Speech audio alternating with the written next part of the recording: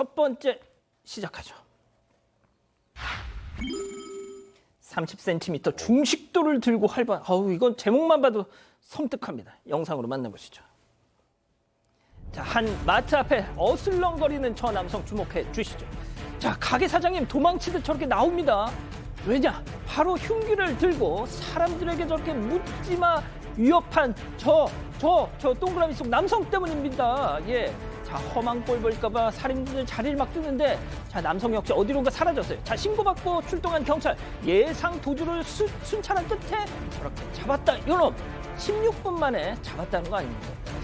요즘 날이 더워져서 그런가 흉기 난동범이 왜 이렇게 많아요? 네, 이번엔 지난달 5일 밤 11시 40분쯤입니다. 서울 용산구의 한 주택가 골목인데요. 40대 남성이 지나가는 시민들을 향해서 흉기 난동을 벌였습니다.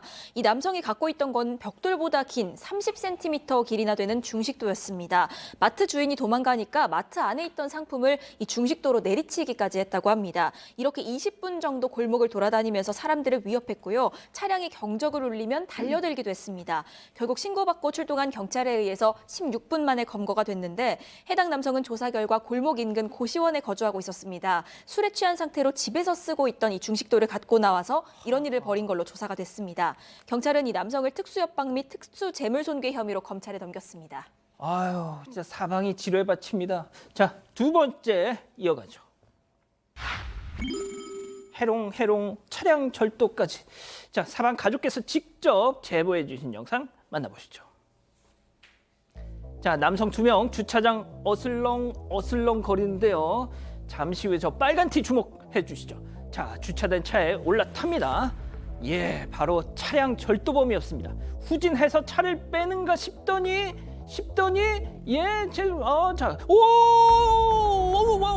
주차장 바리케이트를 돌진했어요. 친구가 저 바리케이트를 치워보지만 힘이 몇 구적. 다시 한번 쾅. 이거 뭐 하는 거죠 도대체? 자, 다시 한번 이렇게 치우는데 진출로를 이렇게 열어주자 그제서야 차를 타고 도주했습니다. 자, 백 변호사님, 대낮에 이게 뭐 하는 맨정신이었을까요? 지금 뭐 딱 봐도 저희 제정신할 수 있는 행동들은 아니죠. 저 시간이 오전 11시입니다. 그러니까 말 그대로 그냥 대낮인데 11시에 언제부터 술을 먹었는지 모르겠습니다만, 그러니까 9일날 오전 11시에 만취한 남성이, 20대 남성이 저렇게 차량을 절도해서 바리케이트를 부수고 도망간 그런 사건이었는데요. 저기서 끝이 아니라 시작할 때 일단 저 차량의 양쪽 사이드 밀러를 발로 차고 해서 파손도 시키고, 그다음에 저 차량에 탄 다음에 저렇게 바리케이트를 들이받고 옆에 친구는 또 저 바리케이트를 치워서 내보내주네요. 이제 이후에 목격자의 신고로 경찰이 출동을 했고 현행범으로 붙잡혔는데요. 함께 있던 다른 남성, 아까 뭐 치워준 남성 같은데, 다른 차량에 있는 고가의 가방을 뒤진 뒤 절취하려 한 혐의까지 받고 있습니다. 이 남성도 당연히 공범으로 판단이 되고요. 지금 사이드밀러 다 박살났죠. 저건 아마 발로 박살낸 것 같습니다. 일단 절도미수와 특수재물손괴 혐의로 입건해서 조사할 방침이라고 알려졌습니다. 자, 그런데 저 남성 말이죠.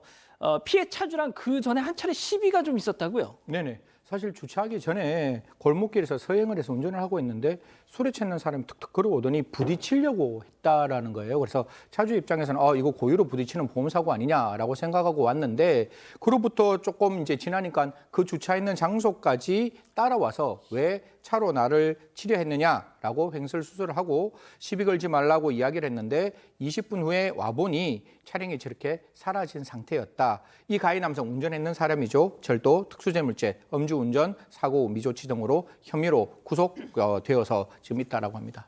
예. 자, 이거 저희가 좀 잘못 썼습니다. 어이죠. 해롱해롱. 자, 다음 이어가 보죠. 이유는 왜 인사 안 해입니다. 자, 이게 무슨 얘기일까요? 일단 영상으로 만나보시죠. 자, 어느 건물 지하 계단입니다. 20대 여성 2명 앞에 여중생 1명이 무릎을 꿇고 앉아 있는데요. 자, 갑자기 여중생 뺨을 때립니다. 저 무릎 꿇은 학생 두려움에 몸을 웅크리지만 계속해서 폭행이 이어지고 있는데 옆에 있던 일행도 뺨을 때립니다. 자, 피해 학생이 일어나는가 싶더니 또 한 번 저렇게 무릎을 꿇는데요. 이게 도대체 어떻게 된 일일까요? 자, 이 기자, 성인들이 고작 중학생 지하로 끌고 가서 지금 이 뭐 하는지 이건 학폭도 아니잖아요, 이거. 네, 저 영상에선 한 명만 나오는데 피해자도 2명이었습니다. 지난 4일 밤 울산의 한 빌딩 지하 계단인데요. 20대 여성 2명이 중학생과 고등학생을 폭행한 사건입니다. 이 가해 여성들은 중고등학생에게 약 20분 동안 무릎을 꿇리고 억지로 담배를 피우게 하고 수차례 뺨을 때리기까지 했습니다. 이 다음 날 피해 학생 중에 고등학생을 식당 건물 뒤편으로 불러내서 후배 관리를 제대로 안 한다라면서 무릎을 꿇게 한 뒤에 폭행을 했고요. 중학생 역시도 새벽에 또 불러냅니다. 그래서 역시나 폭행을 이어갔습니다. 이 피해 중학생이 결국 아버지에게 도움을 요청을 했고 이 아버지가 딸이 1시간 넘게 감금 상태로 폭행당했다면서 경찰에 신고를 했습니다. 경찰은 폭행, 감금 등의 혐의로 가해 여성 2명을 입건한 상황인데요. 피해 학생들은 가해 여성들이 직원으로 일하던 볼링장이 있었습니다. 이곳에 손님으로 드나들면서 안면을 튼 사이였다고 합니다. 이 피해자 측은 인사를 안 한다는 이유로 폭행당했다. 이렇게 경찰에 진술한 걸로 알려지고 있는데요. 알고 보니까 가해자들 비슷한 건으로 또 조사를 받고 있는 또 다른 건도 있었다고 합니다. 경찰은 사건 경위 조사한 뒤에 구속영장 신청 여부도 검토할 방침입니다. 자, 그런데 피해 학생 측 얘기를 들어보니까 가해자들이 먼저 인사하지 마라 뭐 이렇게 또 얘기를 했었다면서요. 네, 지금 피해자 아버지께서 뭐라고 얘기했냐면 인사 안 했다고 우리 아이 이렇게 때렸는데 그 전에 이 20대 가해자 언니들이라는 사람이 우리 아이들한테 인사하지 마, 뻘쭘하니까 그렇게 얘기를 했다는 거예요. 그래서 이 아이들이 뭐 어떻게 해야 될지 몰라서 그냥 눈인사만 하면서 지냈다고 합니다. 그런데 이제 어느 날 그 눈인사가 기분이 나빴는지 이렇게 감금해놓고 1시간 동안 이제 때렸다는 거죠. 그리고 또 폭행 중에 또 중학교 아이의 엄마가 연락이 왔는데 그 엄마가 오니까 또 뭐 사이가 좋은 척하면서 이 아이를 그냥 보냈다는 거예요. 잘 가라고. 그러면서 엄마 몰래 귓속말로 전화번호 대라 또 맞자 이렇게 얘기했다고 하는데 지금 뭐 이 학생들은 지금 두통에 불안해 학교도 잘 못 가고 있는 상태라고 합니다. 뭐 20살이 넘은 성인이 한 행동이니까 응당 본인들의 행동에 책임을 져야겠죠. 예, 알겠습니다. 자, 다음 이어서 또 가보죠. 지금 뭘 본 거지? 자, 두 눈을 의심케 하는 사진입니다. 영상일까요? 아무튼 만나보시죠. 자, 고속도로를 지나는 차량. 그런데 방음 터널 위에 저거 동그란 거. 뭐야? 자세히 보니 팔다리가 있는 사람의 형체를 하고 있습니다. 자, 승희원님. 자, 이거 모르겠어요. 지금 웃을 일은 아닌 것 같고 일단 목격자는 일단 저거 사람이라고 주장하는 상황인데 어떻게 보셨습니까? 사실 사람이 저 위에 올라갈 수 있는 가능성은 극히 희박하죠. 저게 이제 지난 11일 오후 7시 45분쯤 지금 굉장히 밝은 시점이니까 영동 고속도로 상행 광교 방음터널을 지나고 있는데 방음터널 위에 저렇게 사람이 턱 서가 있는 이제 영상이 찍혔다는 겁니다. 당시 운전하던 일행이 저런 어떤 사람의 모습을 보고 난 다음에 옆에 있는 사람 막 깨웠다는 거예요. 이거 뭐야? 막 그렇게 깨우니까 그 나머지 사람들이 그냥 아니야 아무것도 아닐 거야 그냥 가자 이러고 갔대요. 예. 그리고 돌아와서 블랙박스를 딱 확인하니까 봤더니. 아니나 다를까 저 모습이 짠 하고 나타나 있다라는 거죠. 네티즌은 두 가지 정도로 이야기를 하고 있습니다. 하나는 정말 그런 일은 절대 해서는 안 되는데 예. 극단적인 선택의 어떤 상황이 아니었을까. 그러면 밑에 운전하시는 분들하고 또 어떤 문제가 발생했을지 굉장히 생각만 해도 소름이 끼친다라는 것과 두 번째는 위에 광교터널도 이렇게 청소를 해야 되잖아요. 그래서 청소하시는 분이 올라가 있는 거 아니냐 이런 주장도 하는데 청소하려고 올라갔으면 많은 사람들이 올라가 있었겠죠. 그리고 예. 여러 가지 청소 용구가 있어야 되는데 그런 모습이 보이지 않아서 지금은 과연 이게 무슨 상황인지 아직까지는 확인되지 않고 있는 상황입니다. 자, 혹시 방금 그 영상 관련해서 뭔가를 좀 알고 계신 분들 계시면 저희한테 좀 연락 좀 주십시오. 알겠습니다. 자, 다음 사연 한번 가볼까요? 다음 뉴스. 예, 나왔습니다. 팔 각질 만지던 손으로. 앞서 제발 이거 사건 반장에서 다루지 말아달라고 하셨는데 어쩔 수 없었습니다. 자, 식사 시간 중에 죄송한데요. 자, 일단 사진으로 좀 만나보시죠. 예. 여기 한 프랜차이즈 커피 매장입니다. 점주가 위생 장갑을 낀 채로 발 각질을 정리하고 있던 중이었는데, 자, 그런데 저 손으로, 저 장갑으로, 네, 227번 손님 아이스 아메리카노 했다는 겁니다. 자, 소장님. 네. 정말 이런 거 보면은 우리도 다른 나라 영상 보면서 글로벌 픽 할 때, 이게 뭡니까? 이럴 참 처지가 아니구나 싶기도 하고 말이죠. 네. 하필이면 제가 이 표현을 읽어야 하는군요. 이 제보하신 분께서 뭐라고 얘기하셨냐면 식사 중 죄송합니다. 발각질 가루가 커피에 들어간 것 같다라는 표현을 쓰셨어요. 그래서 단골이라서 말 안 하고 넘어가려고 했는데 아무리 생각해봐도 이건 아니다 싶어서 글을 올리게 됐다라고 얘기를 했고요. 해당 본사, 그러니까 이 프랜차이즈니까 매장 본사에다가 상황을 설명한 후에 커피값을 환불해달라라고 얘기를 했는데 좀 이해가 안 돼요. 본사 측에서 커피값 얼마나 한다고 도와줄 수 있는 건 없고 위생 교육을 강화하겠다라고만 밝혔다고 합니다. 아, 교육을 하든 말든 그건 자기들 사정이고, 예, 승 의원님. 네. 자, 그런데 논란이 이제 커지니까 역시 커져야 돼, 일단.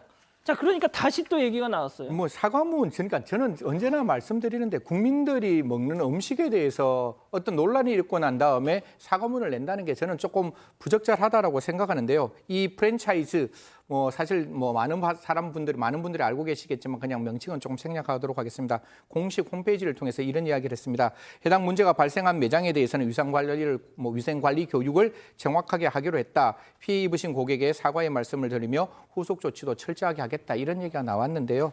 모르겠습니다. 더 나은 서비스를 제공하겠다라고 하는 그 마지막 단어가 저한테는 왠지 그냥 하늘 위로 고이 날려버리는 그냥 하나의 수사로 들리는 거는 저만의 생각일까요? 이런 일 다시는 발생 안 했으면 좋겠습니다. 저는 좀 안타까운 게 뭐냐면 예. 지금 저희는 이 해당 프랜차이즈 업체 이 상호를 얘기하고 있지 않은데 대부분 알아요. 아니, 뭐 본인들이 공식적으로 입장을 예, 냈으니까. 그러니까 지금 저희가 말을 안 할 뿐이지 다 알잖아요. 그럼 말씀하실래요? 아니요, 괜찮습니다. 그러면 아예 안 넘어가셨어. 어떤 분들이 가장 피해를 많이 볼까요? 모르시는 분들이죠. 아니 프랜차이즈 점주분들이죠, 다른데. 그렇죠, 그렇죠. 그러니까 그분들 입장에서는 정말 위생 관리 잘해서 커피 잘 팔고 있다가 맞습니다. 저 발각질 어쩌고 이러면서 갑자기 여기서 안 먹어 이렇게 된단 말이에요. 제가 실은 지난 토요일 오후에 네, 저기서 먹었나요? 저 매장 저도 종종 그 가맹점에서 뭐 하는데 네. 그래서 저는 지금 본사 측에서 그냥 이걸 그냥 대충 무마하려고 넘어가다가 지금 이게 좀 일이 더 커진 것 같은데 이거는 프랜차이즈 점주분들에게 오히려 더 사과를 해야 될 상황이 아닌가 그런 생각도 좀 듭니다. 그 말씀도 일리가 있습니다. 자, 마지막 사연으로 가보죠. 생일 선물로 중고 가방.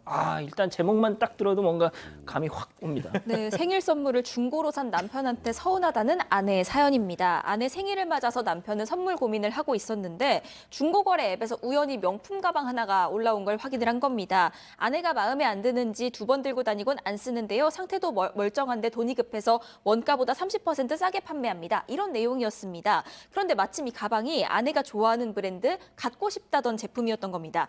그래서 그걸 샀고요. 이후에 생일날 아내에게 주게 됩니다. 아내가 굉장히 감동을 받았습니다. 돈이 어디 써서 샀냐, 비쌀 텐데 이렇게 얘기를 했는데 이 남편이 어떤 사람이 자기 아내 주려고 샀대. 근데 마음에 안 든다고 중고거래 어플에 내놨더라고. 내가 그거 싸게 샀어.